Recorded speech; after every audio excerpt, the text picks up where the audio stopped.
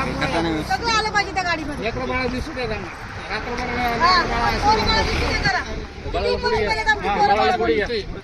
लेकरं बाळा रात्रभर इथं बसले. नंबर दो नंबर बोला तुम्ही.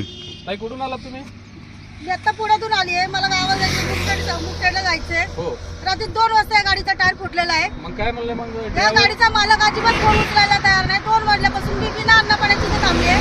मालक अजिबात रिस्पॉन्स देत नाहीये. अजून तो मला आता फोन लागला तर मला म्हणतो अजून तासभर लागेल. आता आम्ही काय करायचं सांगा? त्या गाडीमध्ये मी एकटीच नाही, गाडी पूर्ण भरलेली आहे. सगळ्या लोकांच्या तक्रारी त्याच आहेत, पण तो कुणालाच काय रिस्पॉन्स द्यायला तयारच नाहीये. तो म्हणून पैसे घेऊन बसलाय.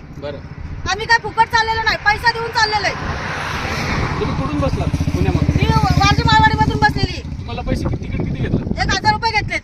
सीट भेटली का अजून पहिला बसायला? बस भेटली ना? सिटीचा काय प्रॉब्लेम नाही, सीट वगैरे भेटली. नंतर काय म्हणलं तुम्हाला? गाडी व्यवस्थित आहे. किनार काय बोलला? व्यवस्थित आहे गाडी असंच बोलला मला, बाकी काय नाही बोलले. म्हणजे रात्री 2 पासून तुम्हाला काय रिस्पॉन्स भेटला नाही? नाही कसलाच नाही. तो फक्त म्हणता होईल, अर्धा तास लागेल, तासभर लागेल, त्याच आश्वासन येत आहे मला. आणि त्याच आश्वासनापर्यंत आता 9, 9:30 वाजेपर्यंत मी आतापर्यंत त्याच्यावरच. अजून मला कुणीच काय बोललेलं नाही. काय तुम्हाला कोणी मारलं? दुखून गेले, डोकं मला दुखलं, चक्कर येऊ लागली असं. आणि मला आधी शुगर आहे, हार्टचं ऑपरेशन झालंय. कालपासून आम्ही आज असं मोतला चालले, हिंग पाहिजे, जेवण नाही, काय नाही. आता आम्हाला उठा वाटणार, चक्कर येऊ लागले. म्हणजे काय तुम्हाला ढकलून दिला का डोक्यात मारला? असा हात केला, खानकिना लागलं तर मी चक्कर येऊनच पडले डोक्यात. म्हणजे तो 2 वाजतापासून काहीच नाही? काहीच नाही. आता आम्ही जेवण बी केलं नाही घरी, काहीच नाही. उपवाशी निघाले आम्ही. आता जेवण बी नाही, आम्हाला काही नाही. आता शुगर आहे, गोळी नाही, गोळी दिका नाही घरात. आता आम्हाला जेवायला काही नाही, पैसा बी नाही. आम्हाला पैसे काढून घेतला तर मला हा टाकून द्यायला.